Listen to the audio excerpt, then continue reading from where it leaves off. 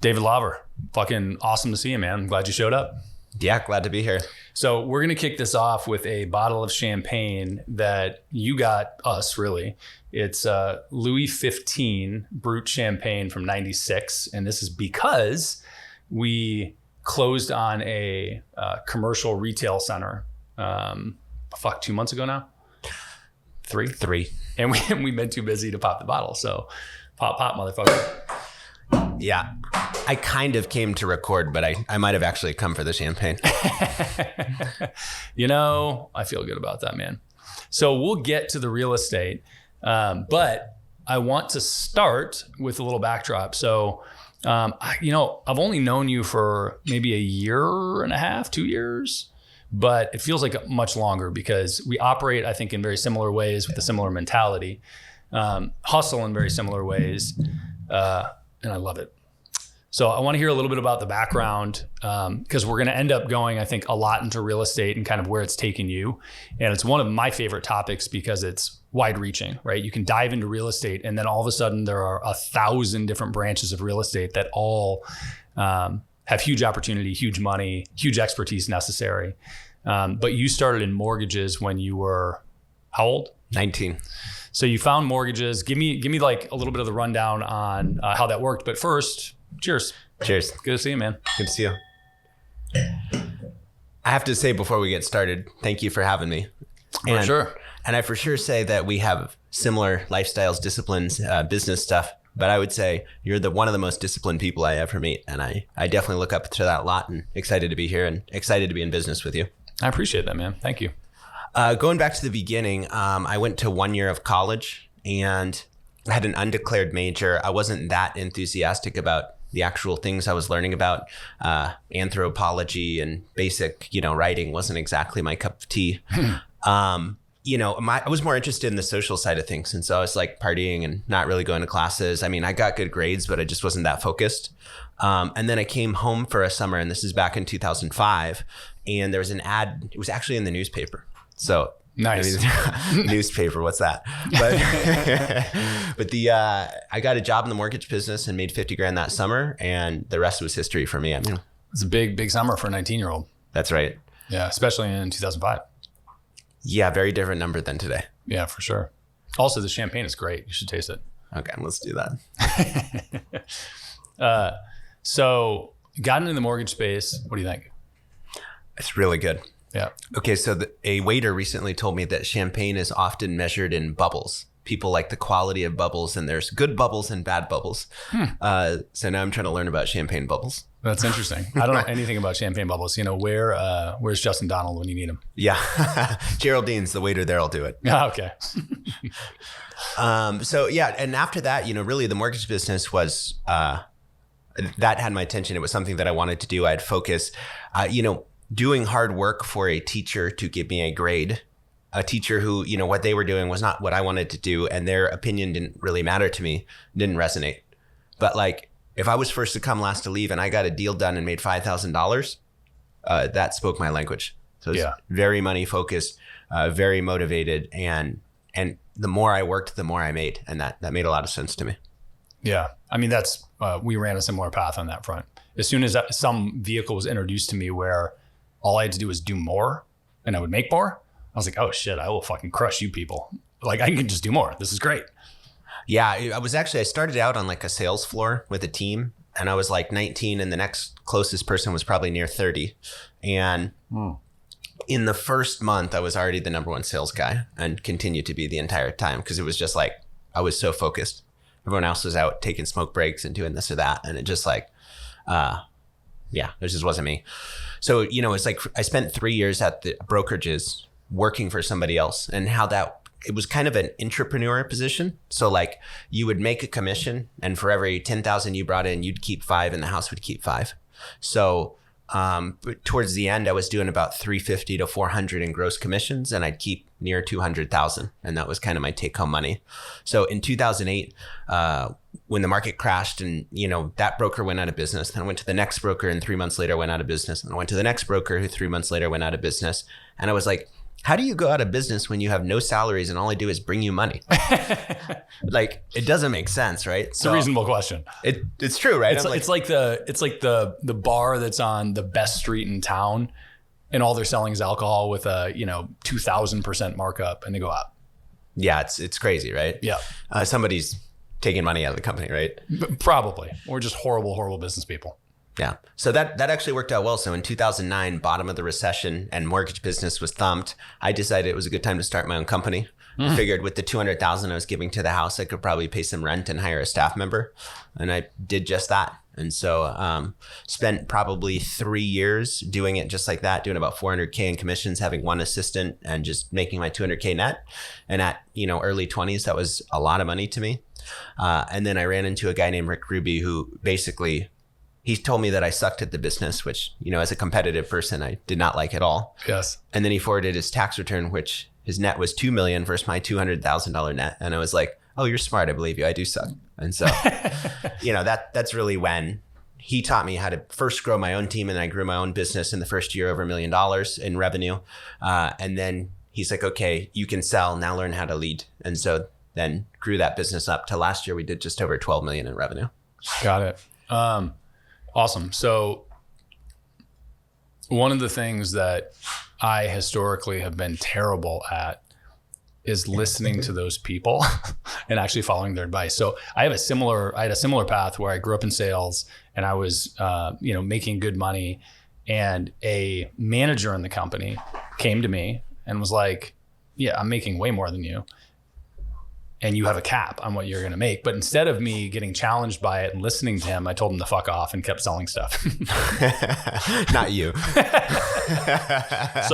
So I really appreciate the idea of actually internalizing the notion of having a leader, having a mentor, somebody you listen to. Was that the first person that you feel like you followed in that path? Did you have anybody earlier in life that led you there?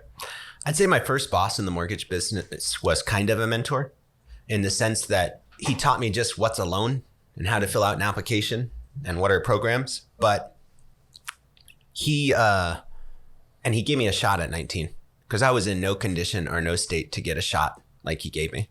So I consider him a mentor in some ways.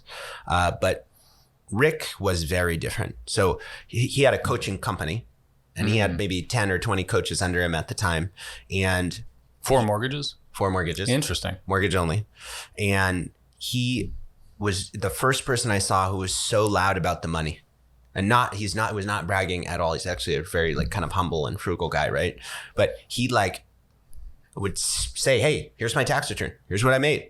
Here's what I saved. Here's exactly what's going on. Here's the revenue. Here's how you pay people. Here's what a comp plan looks like.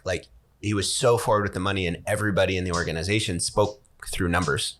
And it taught me to think in numbers, measure in leads, measure in conversion rates, just how to be a businessman. And so he also, what's brilliant about his program is every 6 months, he would switch who's coaching you. And he would always make sure the coach that was coaching you was just out of reach. So when I was doing 500K in profit or $1 million in profit, my coach would maybe be doing $1 million or $2 million. So they were close enough where it wasn't like, oh, I'm never going to get there, but they were far enough ahead where you could think ahead to what hurdles you'd run into and have a good person ask questions on how to get ahead of it. That's a really, really valuable lesson for everybody. I was talking to I have a sort of business and life coach person who I'm like his charity case, right? I'm very low on the spectrum of people that he works with. He's working with Fortune 50 CEOs and ex-presidents and shit.